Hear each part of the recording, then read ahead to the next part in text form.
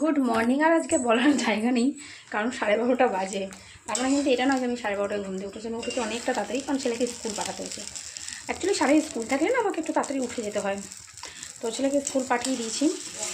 পাঠিয়ে দিয়ে এদিকে রান্নাঘরে এসে চা হলো, ভাত হলো, গলুর খাবার হলো। এখন পটল ভাজা বসাবো আর ডিম অমলেট করে ঝোল করব।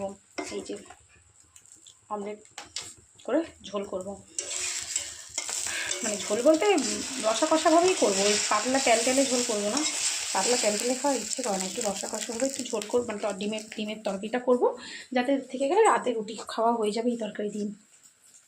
কারণ সত্যি বলতে আমরা 14 রকম পদ খাই না, আমার ভালো লাগে না 14 রকম পদ। দুটো একটা ঠিক আছে। তো পটল ভাজা বসাবো, ডিম অমলেটটা করে এখানে পটলটা ভাজা বসিয়ে দেবো। তো ডিমের অমলেট এই করছি এখনও।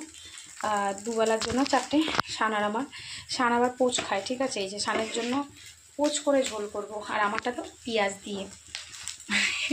ভাবো, দুজন মা ছেলে, তারও আবার রান্নার কত নাটক। এটা ভাবছো না তোমরা? হ্যাঁ, কী করে বলো, আমার এই নাটকটা চলে।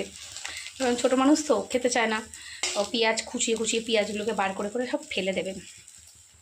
ওই জন্য দরকার নেই, ফেলে দেওয়ার চেয়ে পেঁয়াজই দেওয়ার দরকার নেই, দেবই না।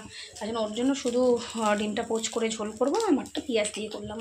আর পটল ভাজবে, এই যে পটল কেটে নিয়েছি পটল ভাজবো বলে। আর ওখানে গলুর খাওয়া হয়ে গেছে, ভাত হয়ে গেছে। তো এই আজকে আমার দুপুরে রান্না। আর তোমাদের সাথে আসবো কি আসবো না আমি বুঝতে পারছি না লাইভে। তোমরা কখন কে থাকছো না থাকছো আমি তাও বুঝতে পারছি না। লাইভে এসে করবোটা কি আমি সেটাও বুঝতে পারছি না। ব্লগ দেবো, ব্লগ আছে, ব্লগগুলোও দেবো তোমাদেরকে আবারও।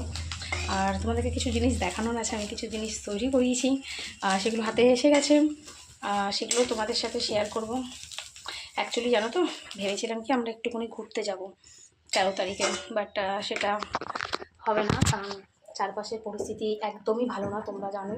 এবার সেখানে ঘুরতে যাওয়া, বাইরে গিয়ে একটা বিপদে পড়ে যাওয়া। আমার বান্ধবী, আমি, ওর বর, মানে আমার বেস্ট ফ্রেন্ডকে তো তোমরা চেনোই, ওর বর, তোমার দাদা, আমার ছেলে মেয়ে, মানে ওর মেয়ে, আমার ছেলে, আমরা 6 জনের যাওয়ার কথা ছিল।